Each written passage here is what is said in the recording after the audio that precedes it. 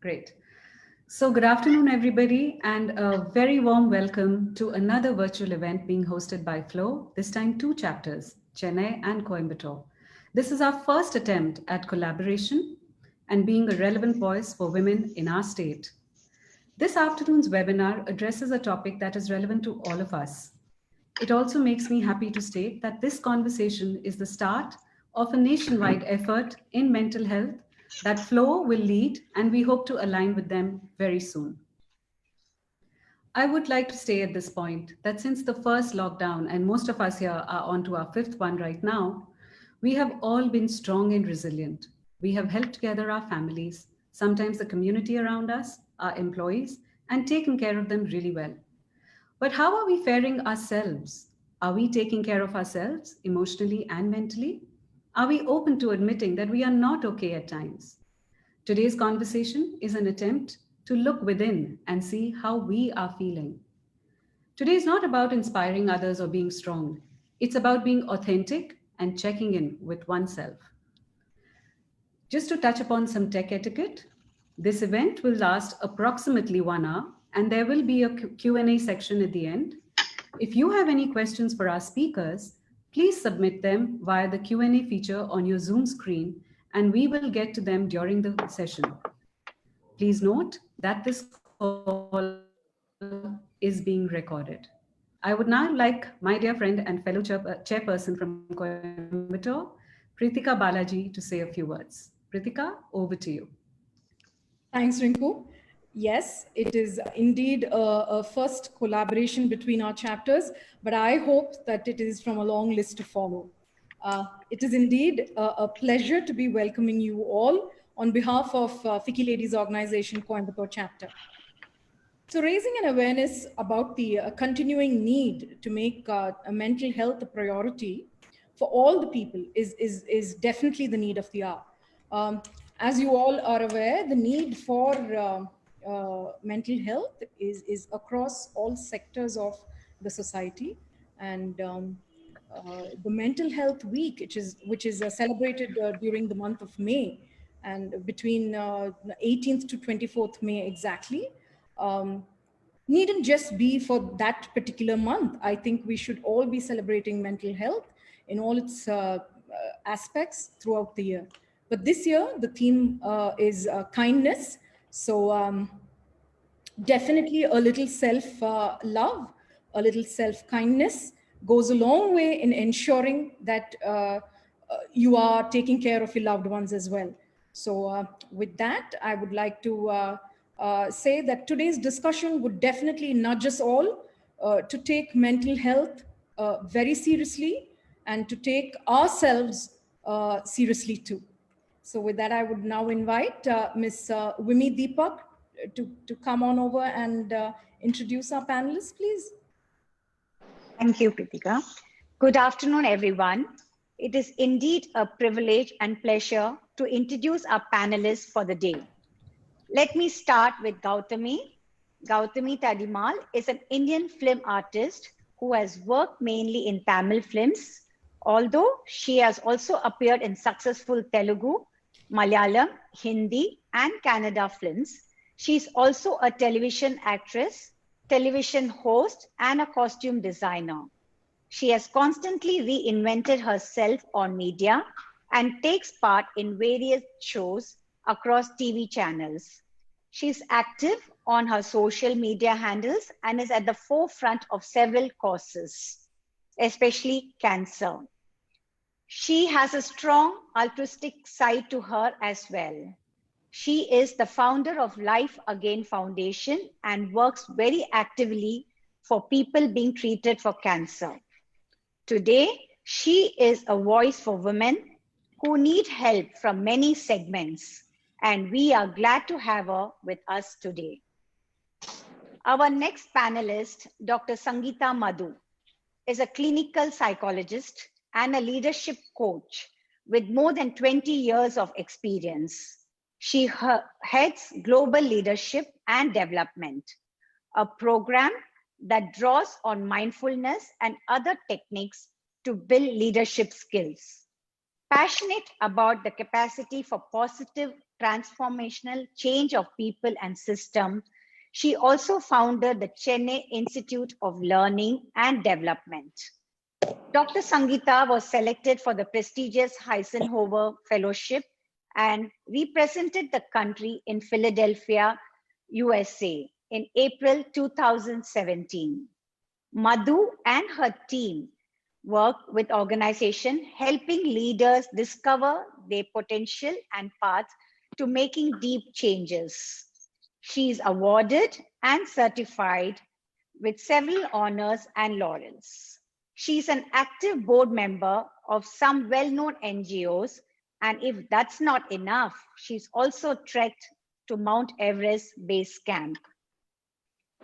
And finally, our sole gentleman on the panel, Dr. Rangarajan. Dr. N. Rangarajan is the director of Cymet Hospitals and is a highly respected consulting clinical psychiatrist as well.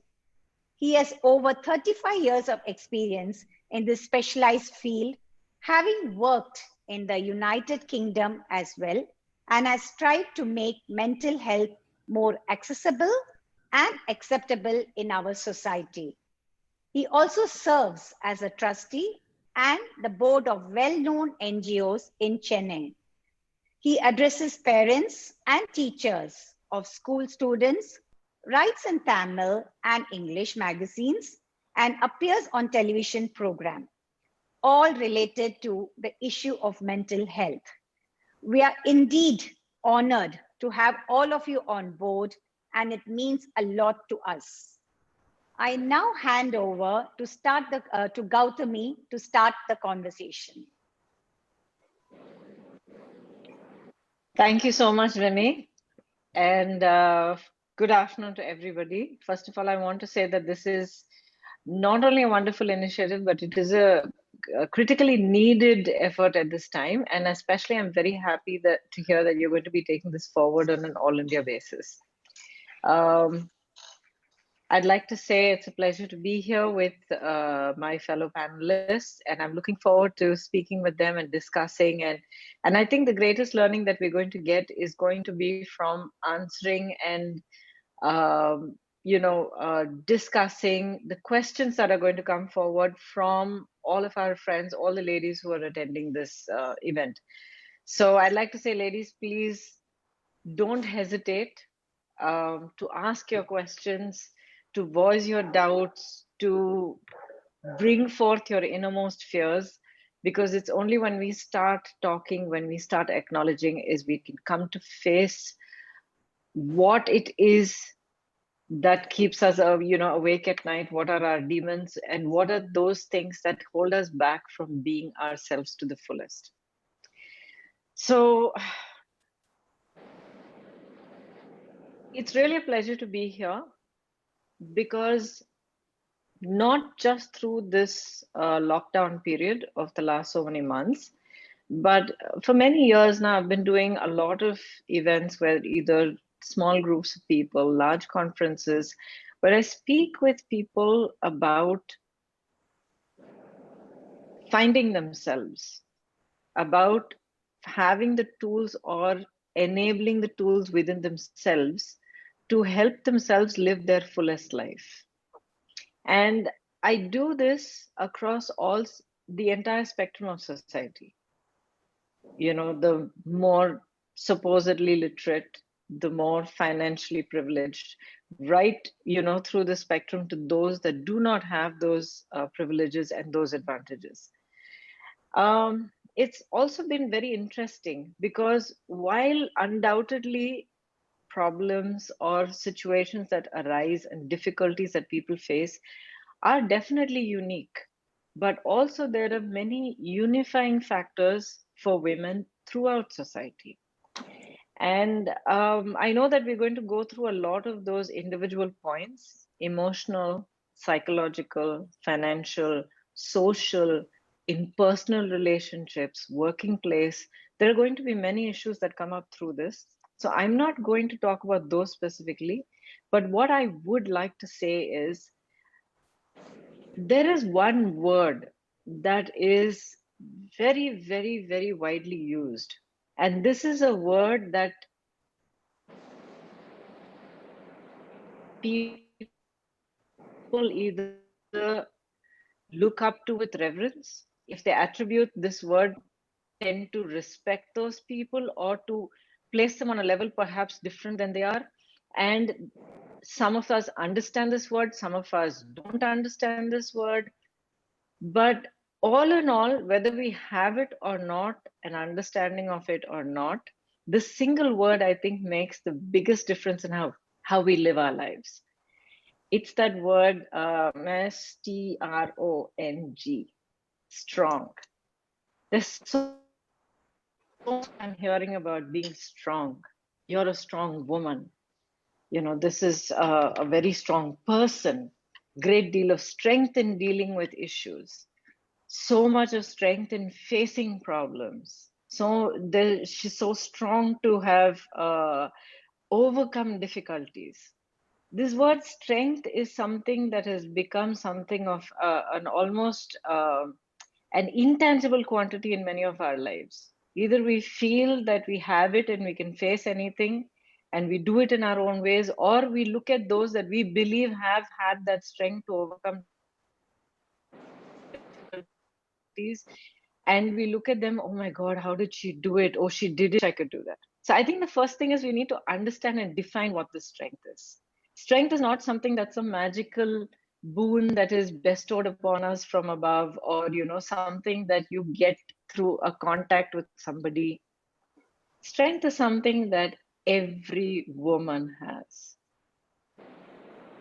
To be born as a girl, to grow up in this world, through every stage, every section of society, doing everything that we need to do, that we are told is expected of us, facing our fears, overcoming them, daring to dream, fighting for those dreams, doing our duty, stepping out of the door of our house every day and returning back. All of this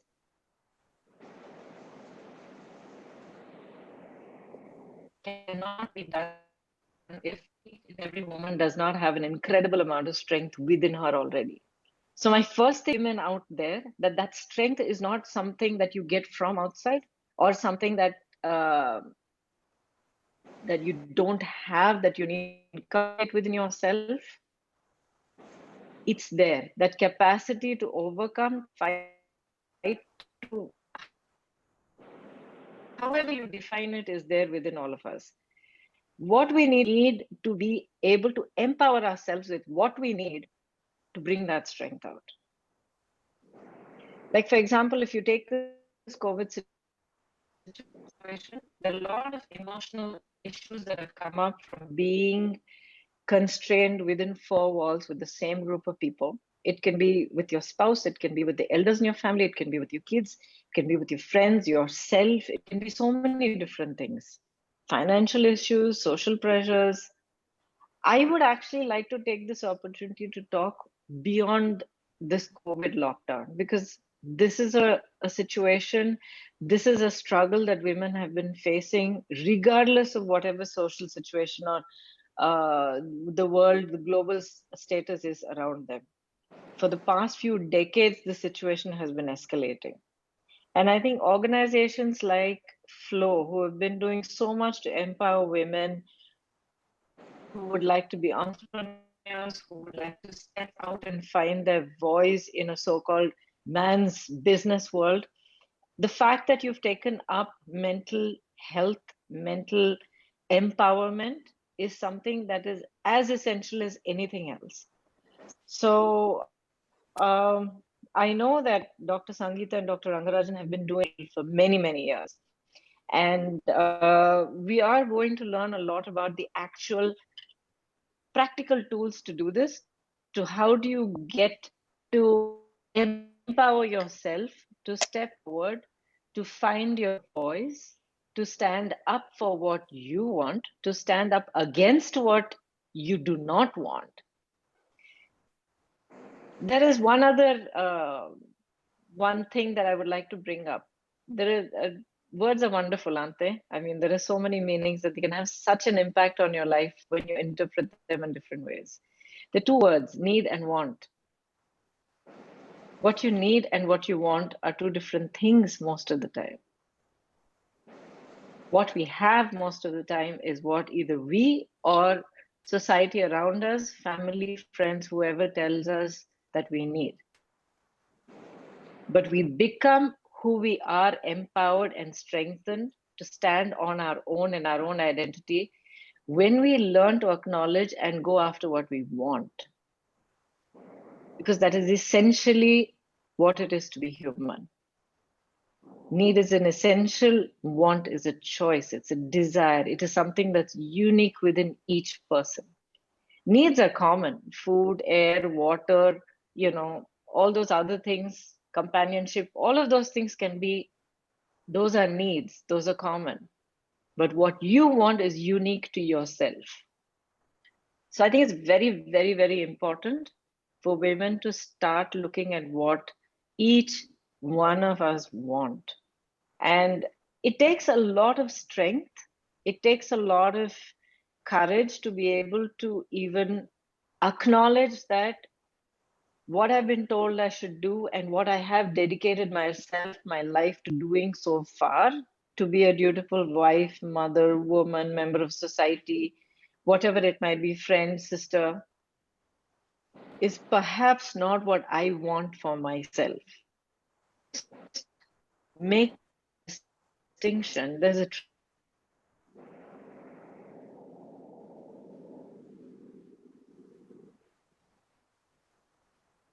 tremendous amount of, I think all of us have heard women are burdened with a lot of guilt. A lot of it is certainly piled upon us by society around us. But we should also take the responsibility to say that we don't hesitate to pile equal amounts of guilt upon ourselves. So I believe there are several different ways that we need to start. First of all, freeing ourselves from a lot of shackles and then empowering ourselves to be who we need to be. And when I say to be who we need to be, it does not mean throwing everything to the winds, cutting off everything that you've been doing in your life, all that you have built up. No, that's not what it means, unless that's what you want. But this whole next 1 hour's seminar, this conversation, I believe and I trust that it's going to take us much closer to identifying ourselves as individuals, as women, as who we are, what we want, and how each one of us is going to enable ourselves to get there step by step. This COVID situation is not going to go away anytime soon. We're going to be living with this situation in one form or another for a long time to come. It is only sensible, that wonderful sensibility and that common sense that we as women bring to everything that we do. It is only sensible to recognize this and accept it. And once we do that, we will automatically free up a lot of the stress, a lot of the tension that we've been putting into, oh my God, how much longer is this going to happen? Oh my God, what is going to happen if this happens? Oh my God. So that is something that we're going to be able to free ourselves from once we accept that this is a reality. So the next common sense approach is, what do we do about it? What does my family need? What does my husband need? What do my parents need? What do my kids need? What do my workplace, my team members need? And most importantly, what do I need to be able to buckle down for the next 6 months, to the next 1 year, to cope with the situation that's constantly changing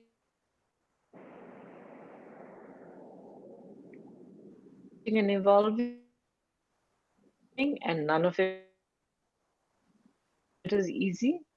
It's going to take resources that are within us. At the end of this seminar, I would like for each one of us to have realized, to have gained some tools and some to unlock these qualities within ourselves. I know what I've said right now has been rather general, but it necessarily must be so, because we will get into specifics when Dr. Sangeetha and when Dr. Rangarajan speak, and but most specifically we will get very, very detailed when all of you start sending in your questions. So please dig into your minds, into your hearts, look at your deepest fears, your worries, and don't be afraid to ask.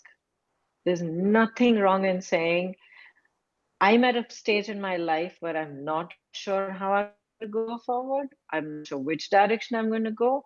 I'm not sure if what I've been doing so far is right for me. I don't know how I'm going to handle the situation. And that magic thing of, I need help.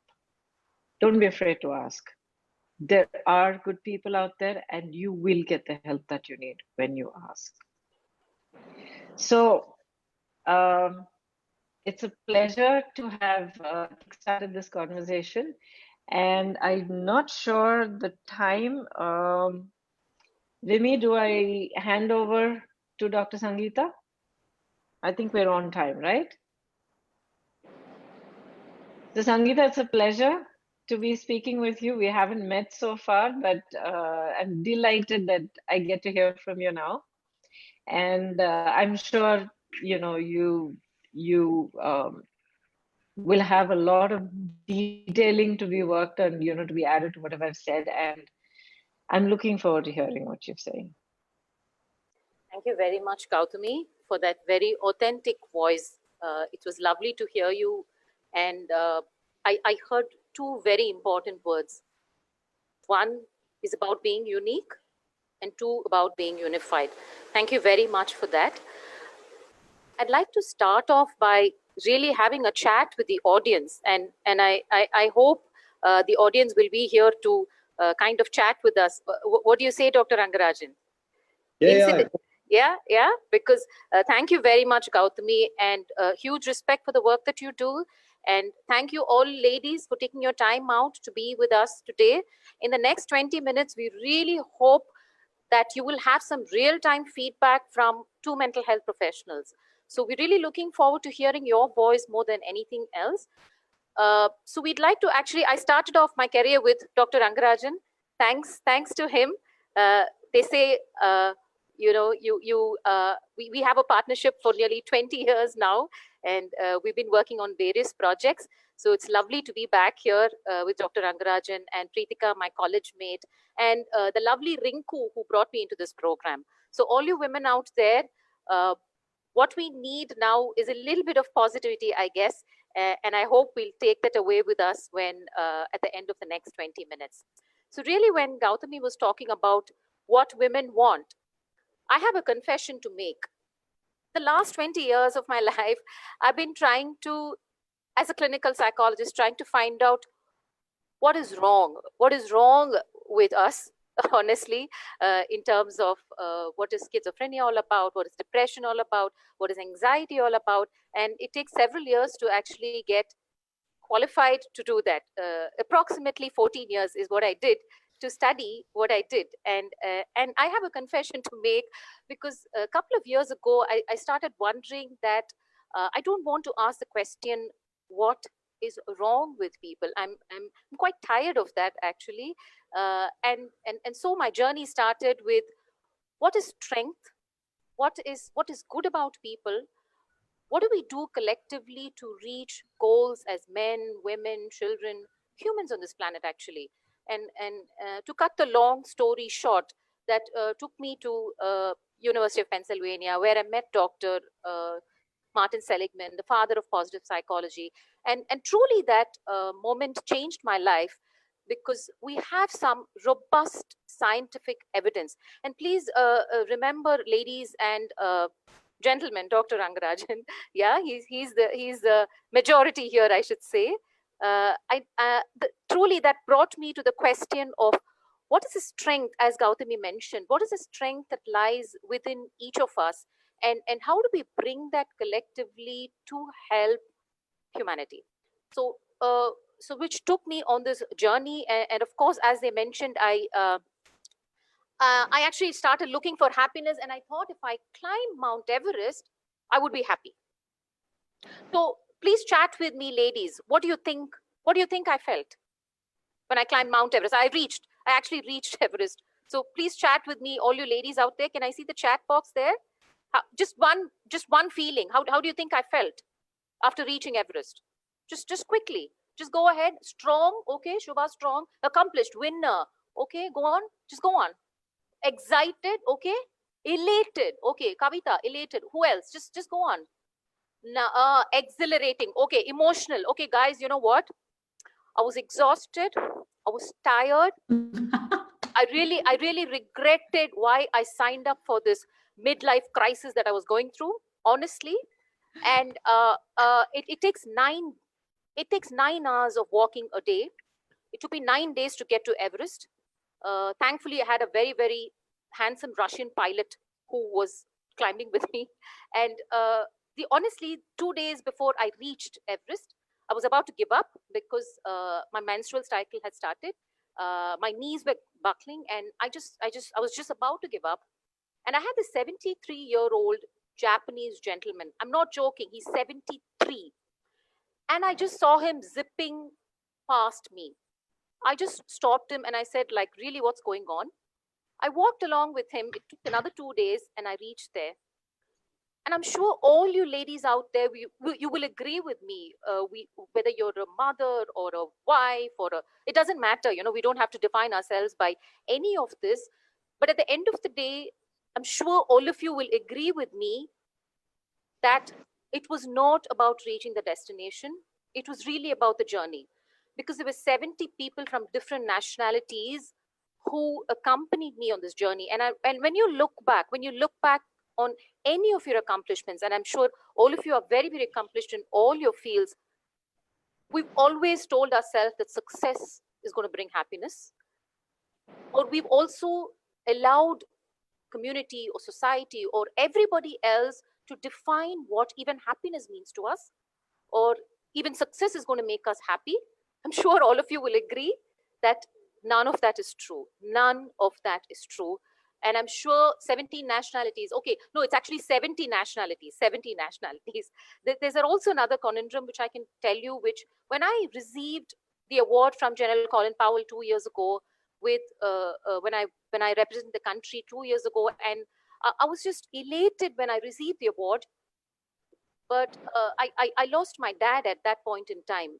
And no award, nothing in this world can bring a life back.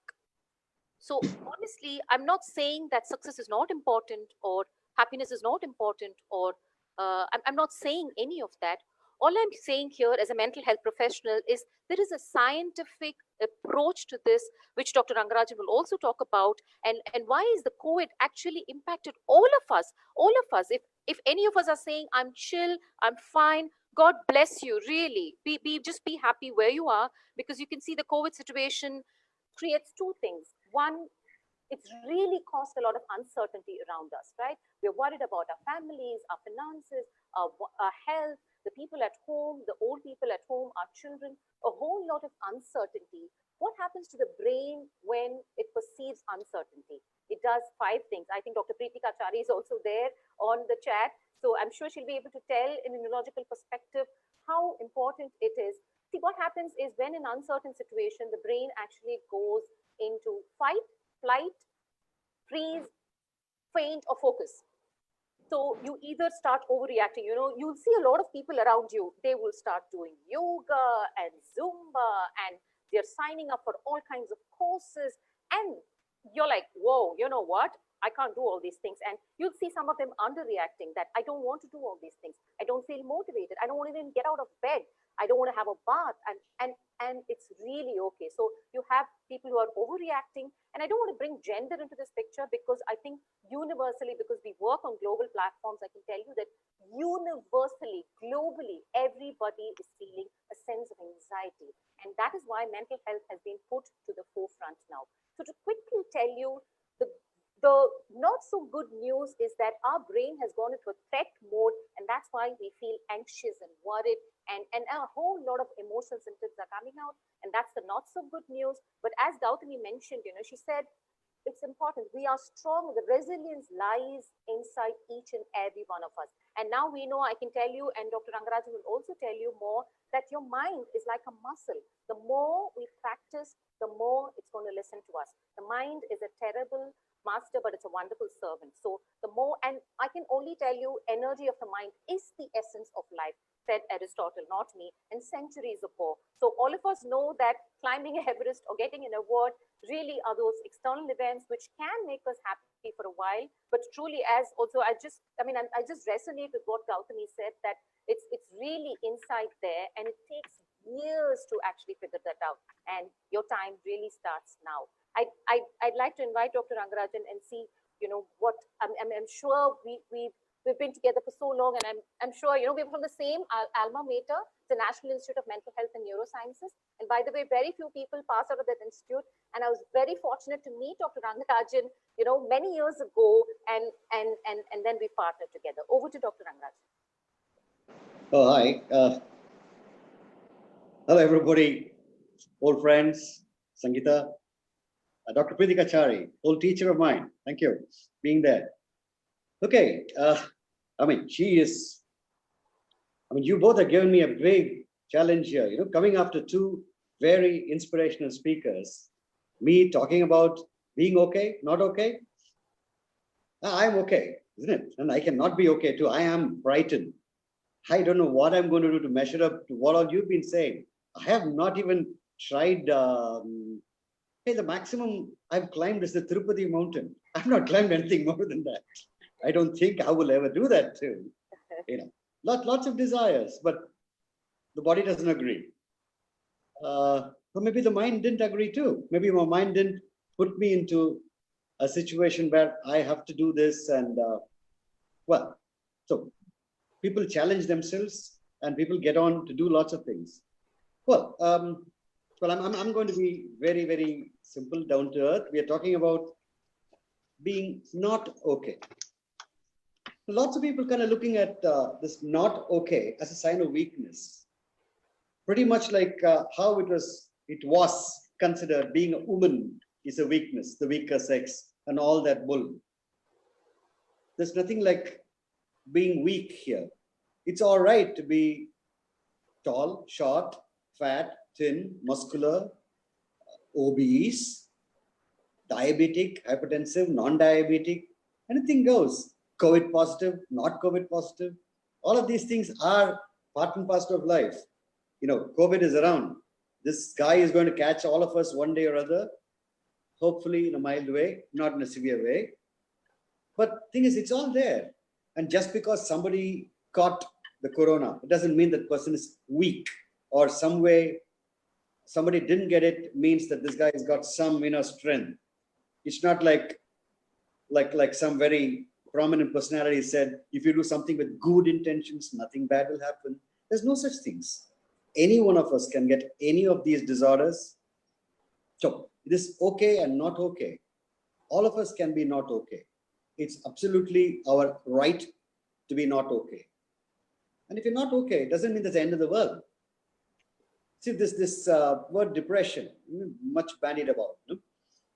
English is a fantastic language, and I guess depression is being talked about as a feeling, as a part of a syndrome, a disease by itself. See, it's a common feeling. Any one of us catches a cold, you're not going to be very happy. You're not going to be full of energy. You just kind of, you want to kind of curl up in a corner. In a way, that is depression, because the mind is not really happy about doing many things. The body is actually giving one input saying, hey, you know what, this is time we just shut shop and curl up, and maybe in a bit of a time. But with this illness called depression, which is perhaps where I come in as a mental health professional, this illness, there's a disease, disorder, whatever you call it, pretty much like diabetes, pretty much like hypertension. There is a small percentage of people who go through this severe illness.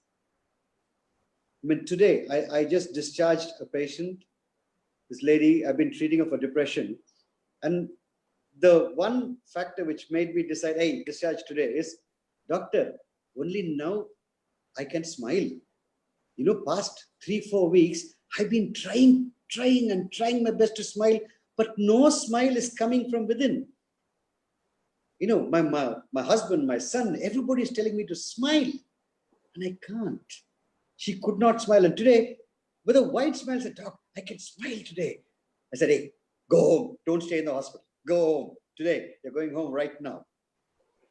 And maybe that took me a bit of time to join also, because I didn't expect her to smile today. I was hoping that she would smile soon. And today was the day she finally completely responded to the treatment. It's a nice feeling.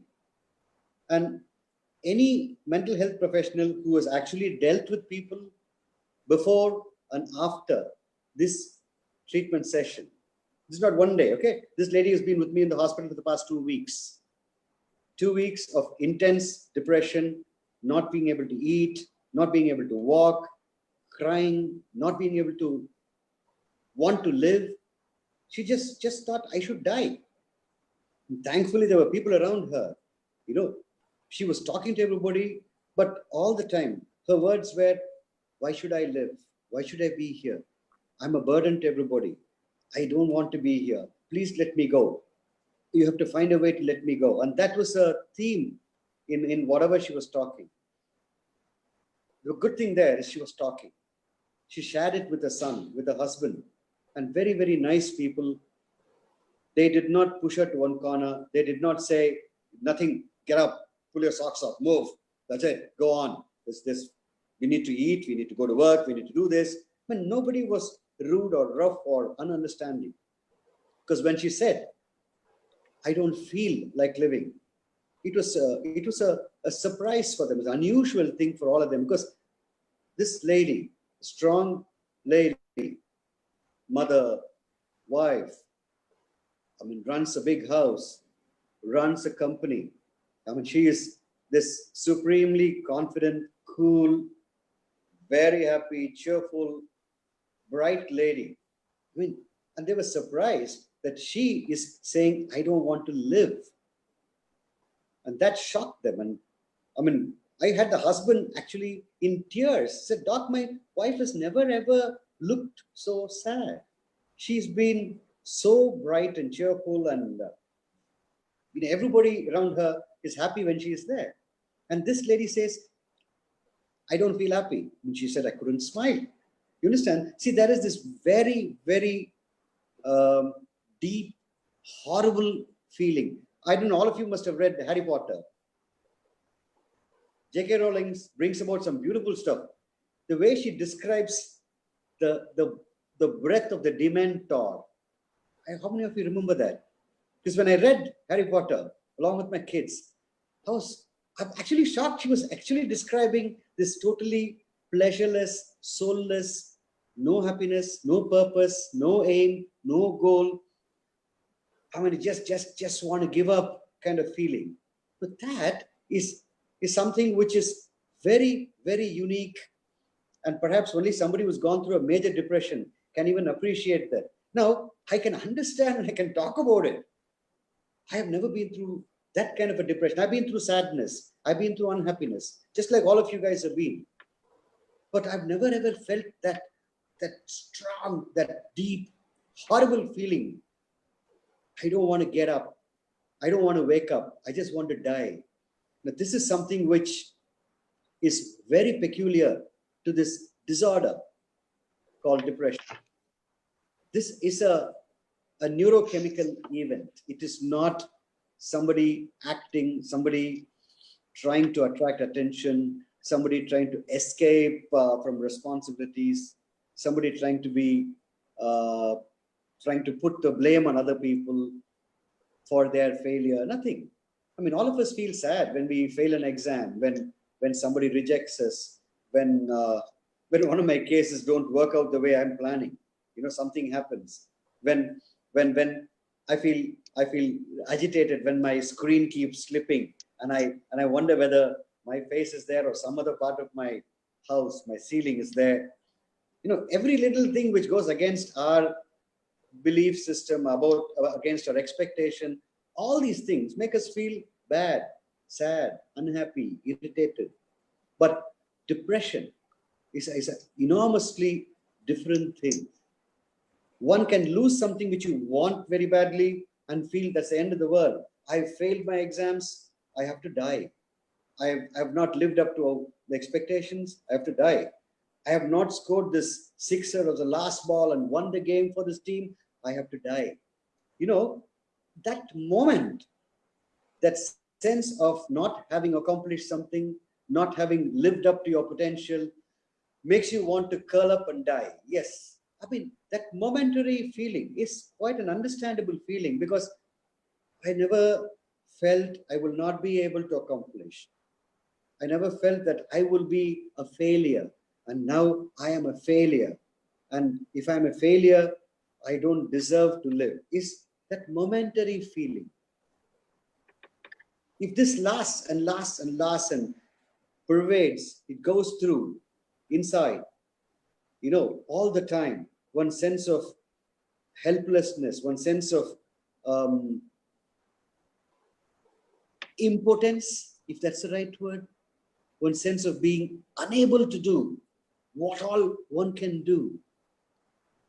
Please, this has got nothing to do with sexuality, gender, or anything. When I feel that I cannot talk, I feel helpless. I feel absolutely useless and impotent. When I feel I cannot listen or understand a patient, I feel helpless. I feel impotent in my brain. Now, this is a scene which is there momentarily for all of us, but here it pervades everything we do. It persists.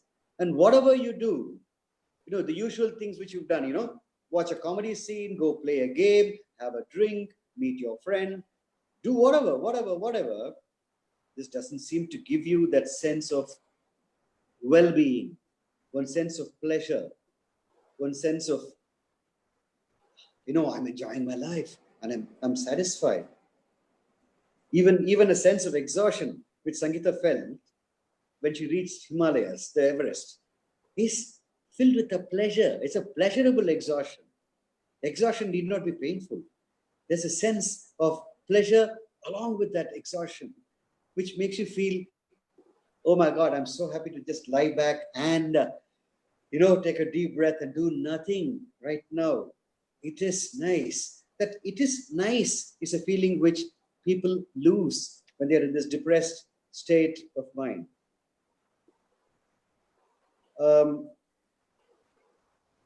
Well, we all deal with people who've gone through that at home, as counselors, as therapists, as psychiatrists, as doctors, as a boss in our office, as a team leader.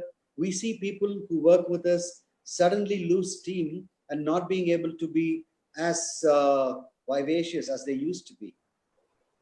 This is something which we all seen, and we've all gone out and helped them in our own little way to kind of make them feel more able. Good. In some cases, it doesn't happen. You put in a lot of supportive, positive, brilliant thoughts, brilliant ideas, very, very nice gestures. And despite all that, you see somebody sitting downcast, not willing to meet your eyes, just not able to do anything. This is the clinical depression which I see at work, where, I mean, one's heart goes out to this person who says, I can't smile. I just can't imagine being without a smile on my face. I mean, you don't have to tickle me. I keep smiling. And if I can't smile, I can't even imagine I could be in a state where I can't smile, where it's an effort to smile. You know, this is something which needs support and treatment, and not a very coercive, critical attitude saying, get up now, you got to move, you got nothing else, this is what you got to do. It's a do or die situation. Go out, take your bat on, go hit the ball out. You know, that's not what happens here. And if you do that, you find this person feeling more and more incompetent, more and more worthless. Their self-esteem, already very low, now drops down, and they just want to die. And people attempt suicide.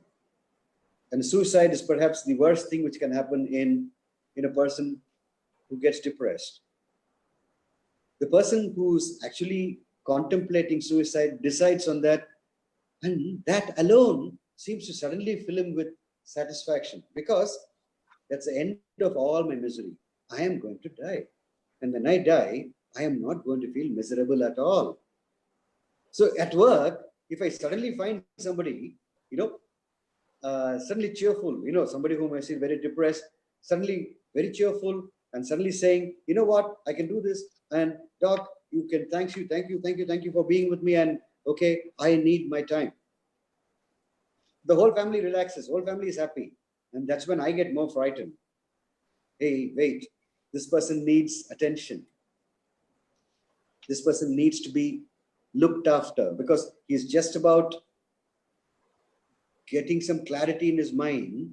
But that clarity means end of this depression is end of my life. Now, if I end my life, no more of this horrible dementor sucking my breath kind of feeling. And that's perhaps the only thing this person looks forward to at that time. And that's the time this person needs more support, more help. They might not want that help even. They might shove you off. They might be rude to you. They might be very nasty to you even if you try and help. But that's the time when they really need that little bit of extra being there, being understanding, and holding their hand firm, very firmly, and saying, you know what, my friend, we are with you, I'm with you, and you're not going to be feeling this way all the time. Believe me or not, this is something you will come out of, and you will really start experiencing pleasure. You will really be able to smile again. This person won't even believe that at that time and would try to kind of shove you further away. This is the time where I would really suggest that people who are there should actually not let go and get them onto more active, proper treatment situation. A psychotherapist like Sangeetha, who can do a lot of brilliant stuff with this person, because she, because of her training, knows where to reach out to this person's very negative mood state.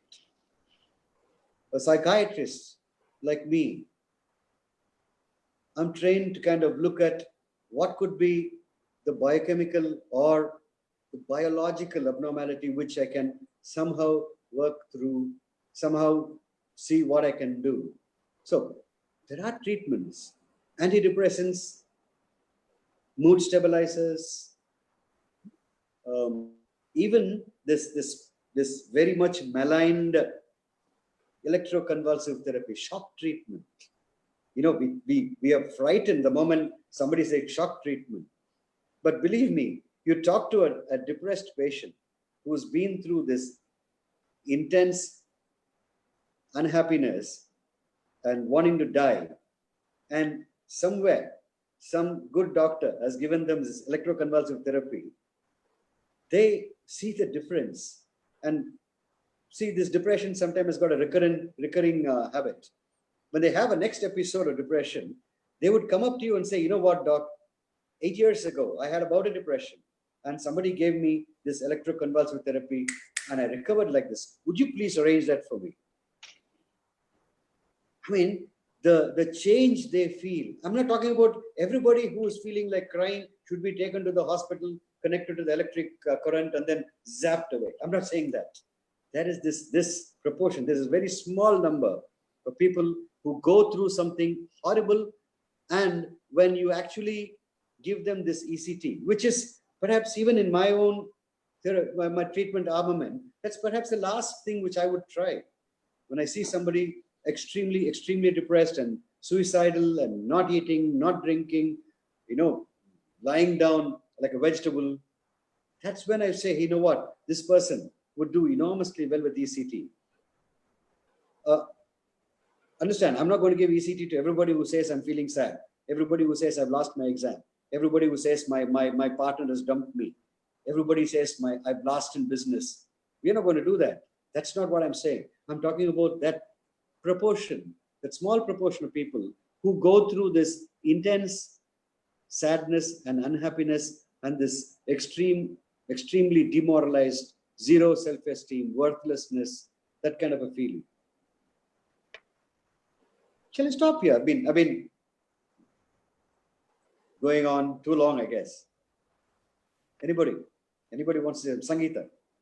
So, Dr. Rangarajan, thank you very much. There are two questions actually there, which I just saw, Rinku. Should we go for that, or how do you want to do this? There are two questions that I saw. Yeah, we can start with them. Okay. Yes, absolutely. Okay.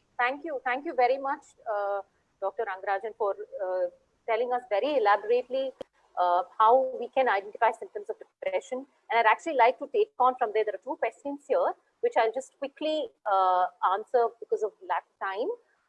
So, as Dr. Rangarajan mentioned, it's very, very difficult to identify our own feelings. So 50% of the mental health problems start before the age of 14. 50% of the mental health problems start before the age of 14. Nearly 75% of the mental health problems start before the age of 25, which means we've already missed the bus. This is a collective failure of our education system. How many times do we change our cell phone every year?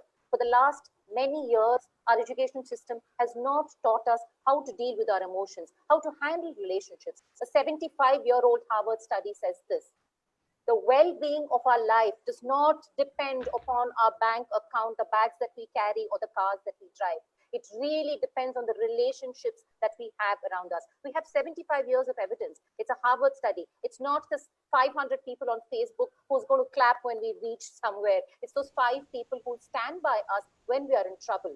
We all know that the relationships that we have and the emotions that we feel, every single one of us, that is what truly life is all about. So one question is about how do we know it's depression? Does it creep onto us? I'm sure Dr. Rangarajan will be able to tell you that it takes, sometimes it takes about at least 15 years for obsessive compulsive disorder. It starts at 14. By the time they come to us for treatment, it takes 20 years. I've actually lost a family member because of that. And I truly realized that, you know, however brilliant you are, whatever smart person that you are, does not matter. You could be the smartest scientist in the world or know everything on this planet.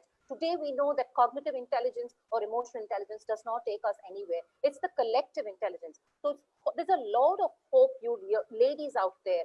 We naturally are nurturers. We nurture each other.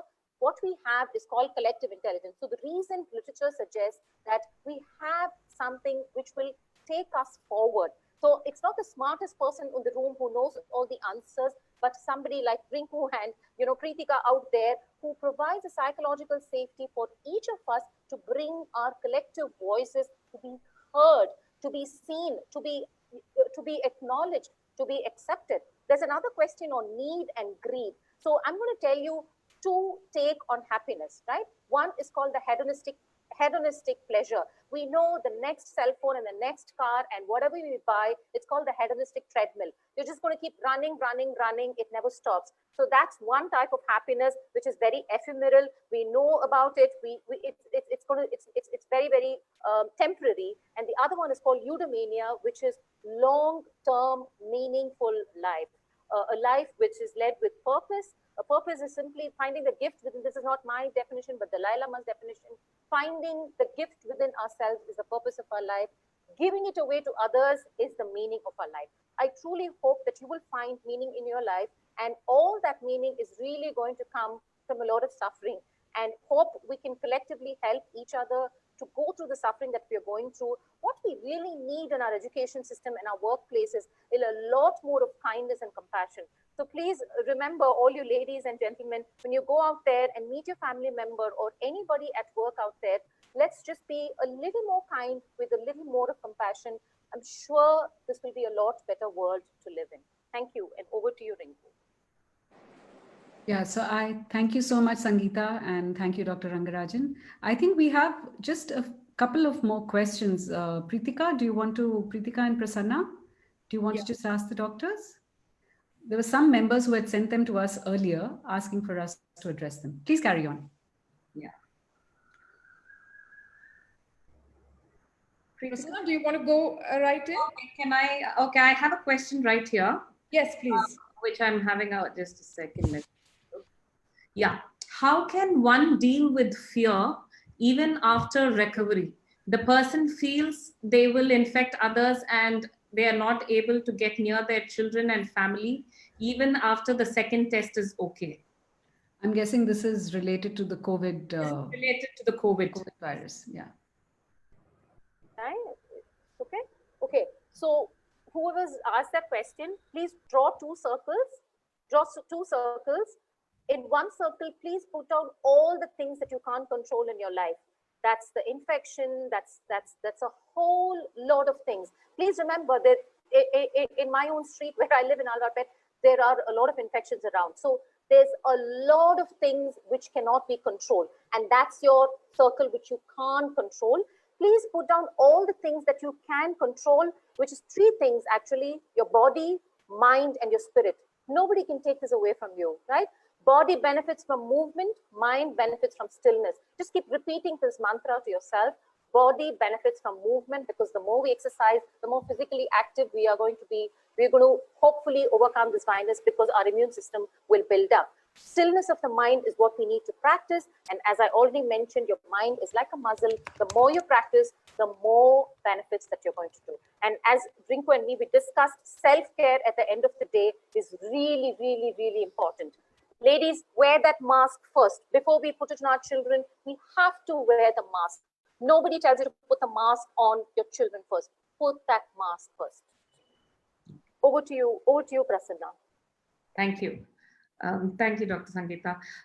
The next question that I have here is, given that mental disorders are diagnosed by virtue of the symptoms I present, what are the symptoms? Your voice is breaking, Prasanna. Can somebody take over otherwise? Because Given that mental disorders are diagnosed by virtue of the symptoms I present, what are the symptoms that determine that I need medical help? Can you repeat that again, Pritika, quickly? I lost you. Given that mental disorders are diagnosed by virtue of the symptoms I present, what are the symptoms that determine that I need medical help? Okay, so here are the three things you need to remember, okay? So there is a diagnostic and statistical manual of mental disorders, which is an American version. There is an international classification of diseases, which is a British version. So this is what gives us the guidelines as to how we need to diagnose. So what we do is we do a clinical interview and we also do a psychological testing. Please remember, it takes years and years of practice to understand what a person is going through as symptoms. We just simply cannot say you have this and pack you up. It doesn't work like that. And please refrain from giving your mind to unqualified people who do not know what mental health is all about. There is a lot of this which is going around. Please, we will not go to an unqualified doctor. So similarly, please do not seek help from those who are not trained. So it's really important for you to recognize three things. One is cognitive symptoms, two is emotional symptoms, and third is behavioral symptoms. Cognitive symptoms are difficulty in concentration, lack of clarity in thinking process, having memory issues. Your emotional symptoms are feeling irritable, sad, anxious, worried, depressed. Your behavioral symptoms are lack of sleep, lack of appetite, not being able to carry on our daily duties. Now, having said that, if it is pervasive, persistent, and interferes with your daily functioning. Pervasive is both at home and all situations. Persistent is primarily more than weeks to months, as Dr. Rangarajan already mentioned. And if it interferes with your daily functioning, it's okay to feel sad, not depressed. It's okay to be afraid, not anxious. It's okay to be angry, but not aggressive. So please remember, emotions have gradations and it's a continuum. And if any of you out there think you're normal, you will get a special consultation with me, because none of us in this group are normal. We're all in the continuum where we have our issues, we're trying to resolve them, we're trying our best, and we are all work in progress. Trust me, we are work in progress. So please remember, don't go to the internet and read all these symptoms. You will surely get a diagnosis and you will have sleepless nights. So please don't do that.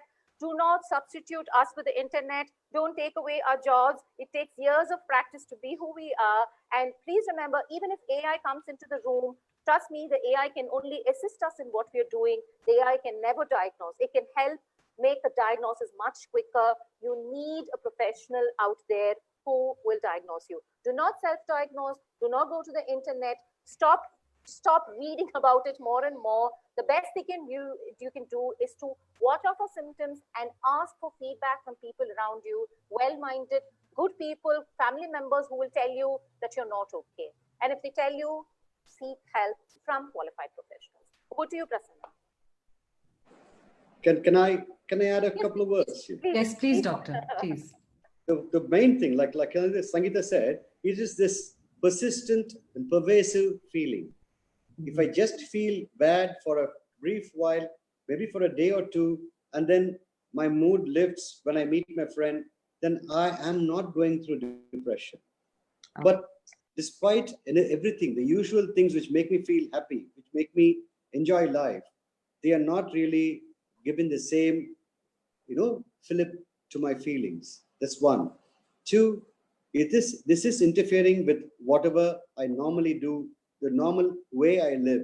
Now I've got this difficulty in living the way I usually live, usually do, usually talk, usually sing, usually play, usually cook, usually write.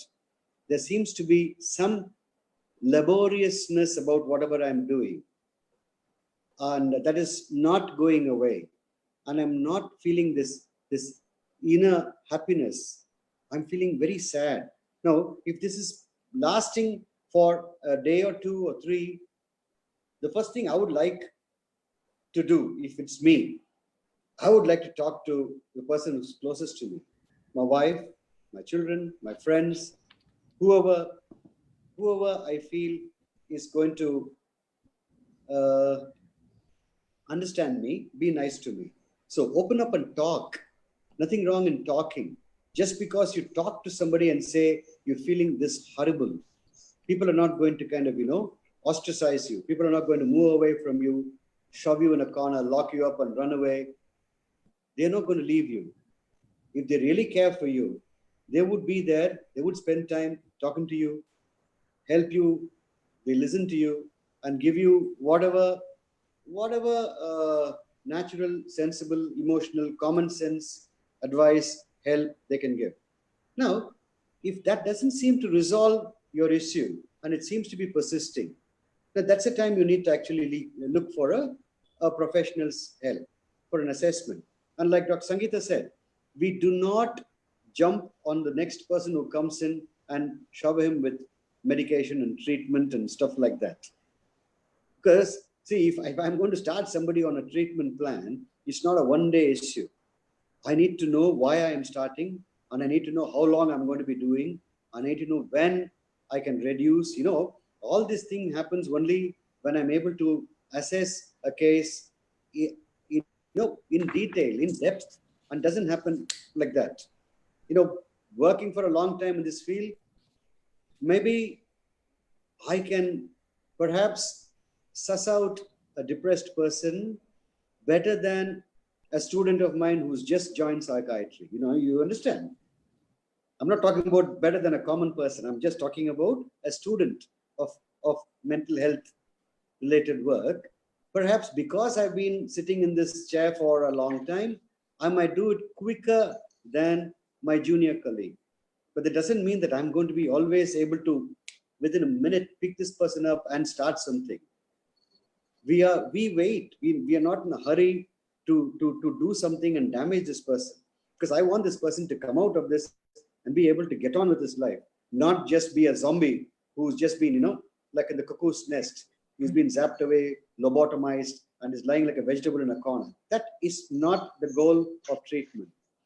I would like my patient to be back doing as much work, living as much of a life as he was living earlier. That is the goal. That is the purpose.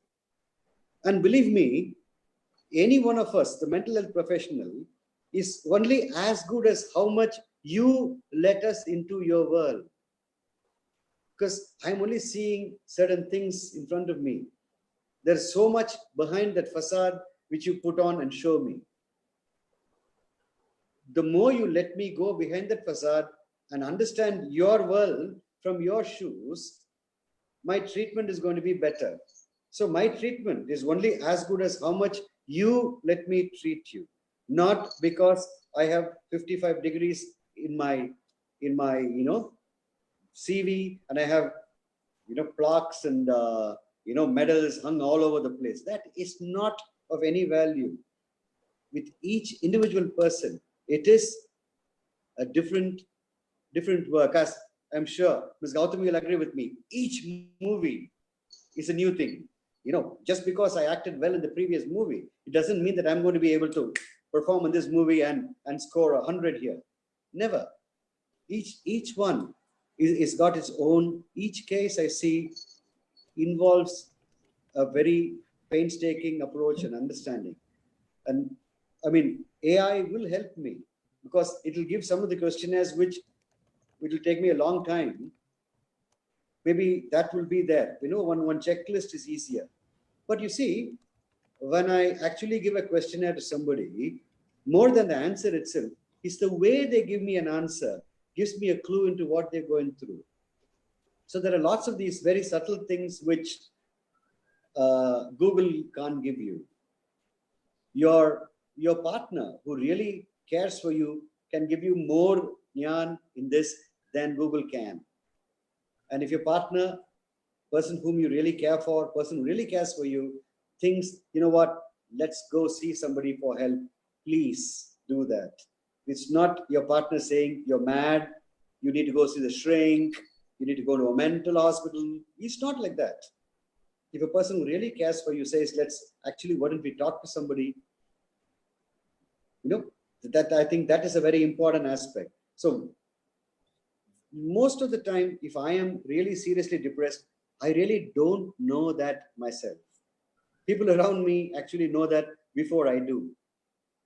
And if I refuse to acknowledge that input from my environment, then I'm being very stupid. Depression is not stupidity, but people can be stupid. Somebody asked how long the treatment should go on. You see, when we actually start treatment for depression, usually we see a good change, anything from 2 to 3 weeks to a maximum of about 8 weeks or 12 weeks. By that time, most people recover. And an assessment during these periods, when we see that somebody is really kind of getting into a more intense suicidal urge or some other physical illness, physical problem, because see, if you don't eat or drink for a day or two, you might have an acute renal shutdown. That's a medical issue here which happens secondary to somebody who's so depressed and wouldn't even have a sip of water. Such things happen. That's the time we look for other treatments. I mean, today, more and more treatments are coming up. You have, there is this, you heard of ketamine. Most people might have heard of this drug, ketamine, the party drug. Now, it's been found recently, it's used in anesthesia. An infusion of ketamine actually lifts somebody's mood temporarily. The same kind of happiness or the change in mood, which I see later, with weeks and weeks of antidepressant treatment and psychotherapy. In an extremely depressed person, I see a remarkable change, maybe in a day or so. It is not permanent. It lasts for some time and then slips down. But then I've given this person a relief, from that intense, horrible feeling. And, I've shown him that he can actually be happy. And that helps. This person comes back and then we continue the treatment, they recover. How long do we continue? On a normal, usual basis, somebody comes in with the first episode of depression, we usually continue treatment for at least a year. This treatment does not just involve you walking into a doctor's office and the doctor giving you a prescription, you walking away. It's you talking to the psychiatrist, you're talking to the psychotherapist, you're talking to other mental health professionals who are dealing with you, people having meetings with your family members, as a family sitting down and discussing. Sometimes I've even had, team leaders and HR professionals who come in with somebody from their office, who come in to talk about what's happening there and how they can help them reintegrate with their family and work and all that. So it involves a lot of things in treatment. Treatment is not just a medicine alone.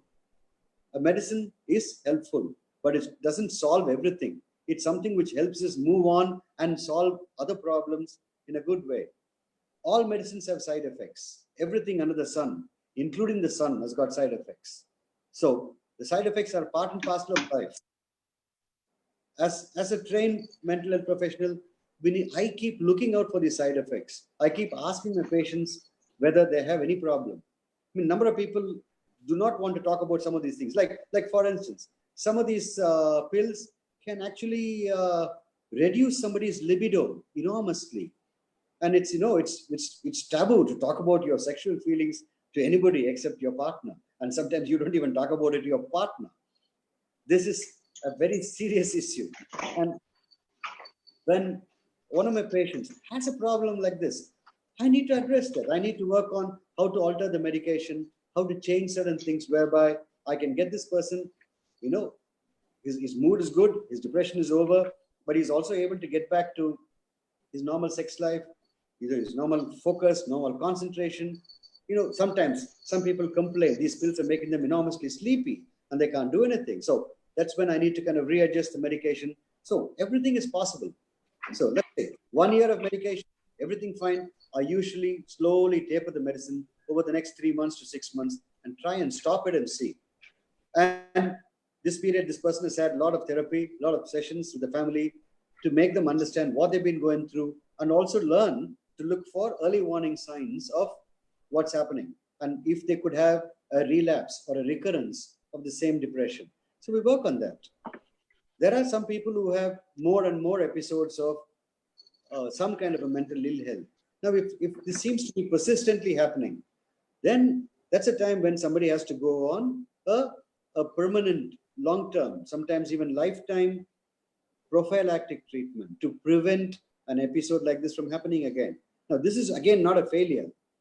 It's like what you do for blood pressure, for diabetes, for epilepsy, for any of these other illnesses which are chronic and which will not go away. You take a pill to make sure the impact of the disorder is not going to kind of disable you in life. You need to get on with life. You need to get on with life in a good way.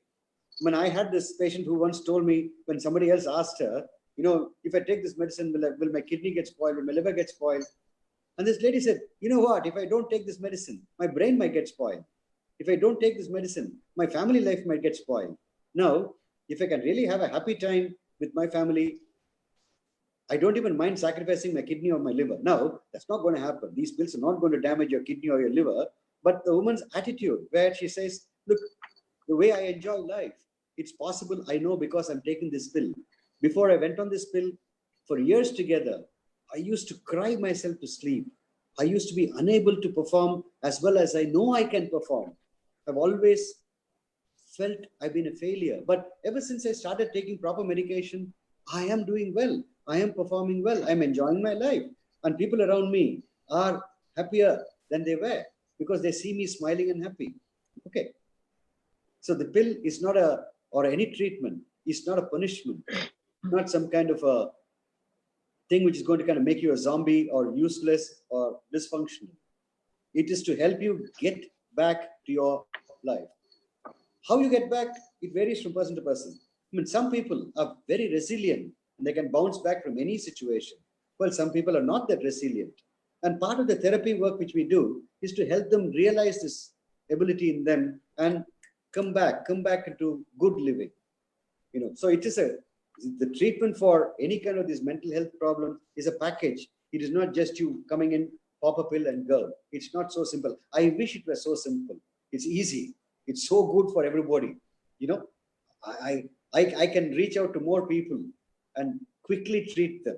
When I maximum see, on a good day, when I say good day, when my brain is working good speed, I can perhaps see 25 people in a day and be sensible with them. That's anything more than that, my brain is fried. I am being useless to this person. I kind of stop receiving the subtle inputs I get from somebody. But if there is one pill, I love it. 25% of the world is supposed to be going through some mental health problem. Man, we will get all this 25% back to being enormously functional and enjoying their lives. It's a lovely world. Can only imagine. Okay. Thank you so much, Doctor. I think with this, we have just about enough time to wrap up the session. And I would just like to point out to the statement made by Dr. Pritika Chari, where she says, everyone needs at least one person in their life to whom they can say anything, anytime, without fear of judgment. If they don't have one, don't hesitate to meet a professional. I think that's the biggest takeaway from the session. And now if I may invite Ms. Gautami to share a few words. Gautami? Are you on? Her Looks video. like she's unable to hear us, Rinku. No, yeah. Gautami, can you hear us now without video? Is there anything on the chat from her? No. No. Yeah, she's back. She's back. Gautami, can you hear us? Yeah. Yes. Hi, Rinku. Yes. Yeah. So I'm sorry. I think there are a few connection issues here. So I think this has been a wonderful conversation, and especially the kind of expert advice and guidance that have been given by Sangeetha and Dr. Rangarajan, I think would have cleared up a lot of questions, because this thing of depression and medication and treatment is something that's very mysterious, and there are a lot of sort of doubts and boogies raised about this, and I think they've done a great deal to clear that and to destigmatize it as well. As important as that is, and I know we've, especially in the media and people around us, we've been seeing people falling prey or victim to depression that has either gone undiagnosed, unrecognized, unaddressed, or improperly treated, and therefore it results in a tragedy. I also want to talk about a couple of things which affect a lot of women, far more women than we realize, on a very daily basis, day-to-day basis. And one of the first of these is anxiety. Anxiety, not as in, oh, I'm a bit nervous about whether this next task that I have to do can be done or not. I'm a bit anxious about something happening that should happen. I'm not talking about that. I'm talking about an all-pervasive, constant, always lying under the surface of everything that you're doing and talking and your normal activities, your interactions with people. There's a constant sense of unrest. There's a constant sense of anxiety, nervousness, worry, a feeling of inadequacy, a feeling of being stressed out. And there are many different ways, because I think people experience it in such different ways that they don't even realize that it is anxiety they're experiencing as a syndrome. It might not lead to something as drastic as a result that depression would or could lead you to, but anxiety in itself, when you are experiencing it as a syndrome, can be equally debilitating.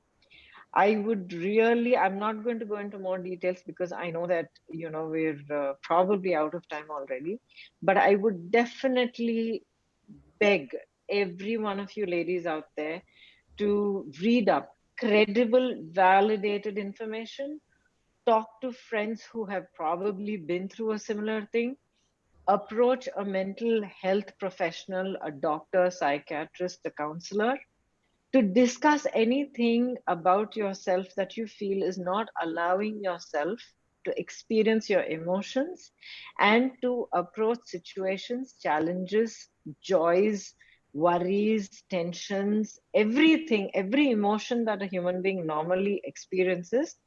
When you're not able to address it, when you're not able to face it and deal with it and move past it without feeling burdened, without feeling you've let yourself down, without feeling inadequate, I would really, really beg you ladies to please talk about this, because I'm saying it would not probably be as dramatic or as probably as painful or burdensome as a clinical depression, but this is equally debilitating, and equally we lose the quality of life. A lot of us might have gone through something called postpartum depression. Maybe we didn't even know we went through that. but it's again a very, very real condition. So these kind of things repeat through life. Again, as Dr. Rangarajan said, a lot of them, I would say like almost 99% of them are basically caused by neurochemical imbalances or biochemical changes in the body that happen. But a lot of these imbalances, which might be already existing in us for a long time, could be triggered by emotional situations, by shocks, by tragedies, by big jolts that we might have received.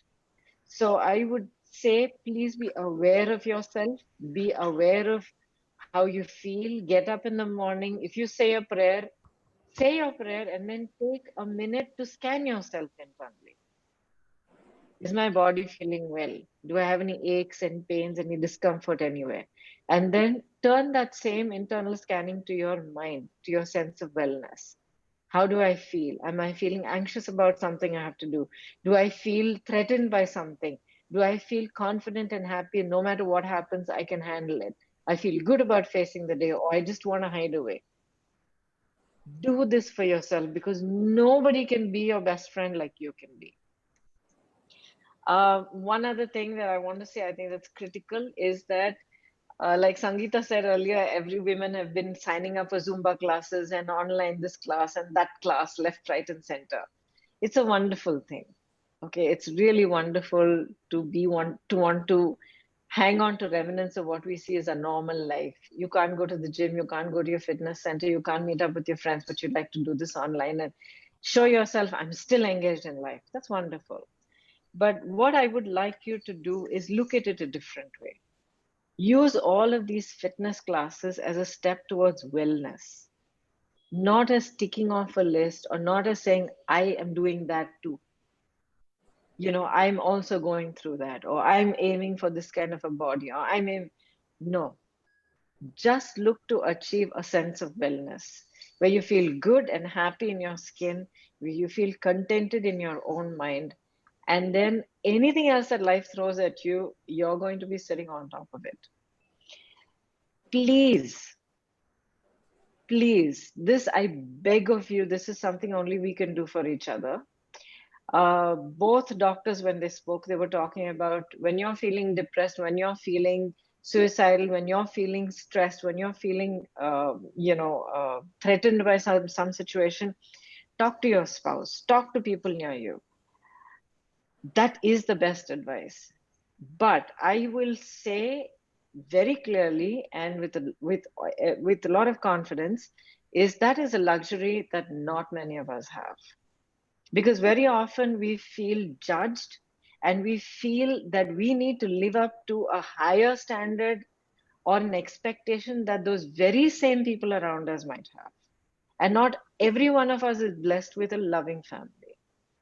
So there are many imbalances in this. So I would say keep an eye out for each other. Take care of yourself. Be honest with what you want. Be honest with your fears. Be honest with what is making you weak and what is making you strong. And when you see someone that you know very well, it can be a family member, it can be a friend, it can be your household helper, it can be anybody.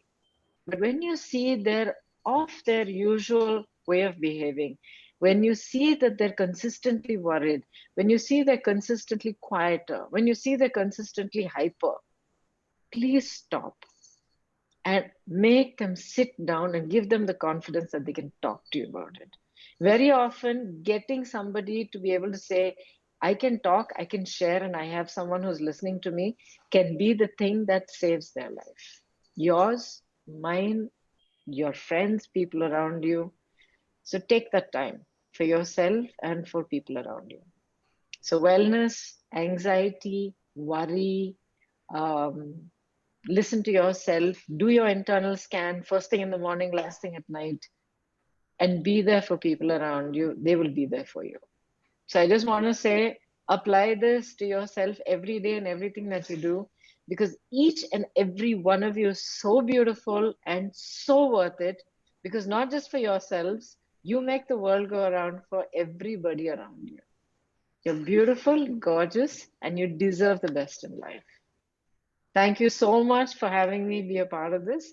And I would like to say to every one of the lovely ladies at Flow, hats off for the brilliant work that you guys have been doing for so many years. I know my mother was involved with the Chennai chapter, and many years ago that was. And I have attended your events through the years. And you have wonderful mentors from, the previous generation's leadership, and you are going to hand this down to the next generation that comes through. Hats off. What you're doing is not just guiding and hand-holding people, but you are shaping lives and generations. Thank you so much. And I just want to say that no matter what you do, whatever you need, if I can be of help and support you, I'm here. Thank you so much, Gautami, for the wonderful, wonderful insights that you shared with us. And a very special thanks to Dr. Rangarajan and Dr. Sangeetha for the expertise that they also shared with us. Now, if I may invite Ms. Ritisha Niveda of Coimbatore Flow Chapter. She's the Senior Vice Chair, to come and propose the vote of thanks, please. Good evening. Good evening. I'm Ritisha Niveda, Vice Chairperson of FICCI Flow Coimbatore, and I deem it a great honor to propose the vote of thanks on behalf of Flow Chennai and Flow Coimbatore on this lovely evening with such inspiring speakers who reminded us today that it is okay to not be okay. A big thank you to Dr. Rangarajan. We're all inspired. We're great, doctor. You gave us the insight of depression and made us feel that no darkness lasts forever. And even there are stars. Thanks for joining us today, doctor. I wish to express a gratitude to Dr. Sangeetha M. As a clinical psychologist and a leadership coach, we had great takeaways having you with us today. We're so grateful for your words on energy of mind being the essence of life, and we will take them to heart. Thank you, doctor. A great thanks to the beautiful Ms. Gautami Tadmila. You're beautiful, kind-hearted, cheerful, and very inspiring. Your zest for life and your service to society positively spills over, giving us the solidarity to confront difficulties empathetically. Thank you, ma'am. Thank you for joining us today and making us think the difference between our wants and needs, and also reminding that we are all our own best friend. Thank you. On behalf of Flow Coimbatore, I express a deep sense of appreciation to Flow Chennai for giving us this opportunity to collaborate and have such a wonderful event together. And I extend my thanks to the technical team. Without you all, putting together an event like this would have been a challenge. Thank you. Last but not the least, I thank all the members of FICCI Flow Pan India for zooming in today and making this a wonderful event. No storm, not even the one in your life, can last forever.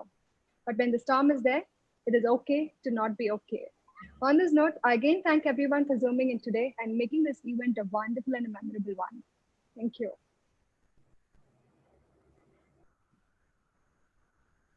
Rinku, please unmute yourself. Yes. Thank you, Riti. That was really, really an all-encompassing and a befitting vote of thanks. I don't think I need to say anything more. Thank you, doctors.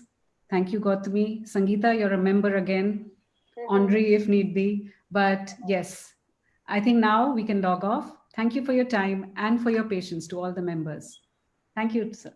Thank you. Thank you so much. Bye-bye. See you. Thank Bye. you. Bye.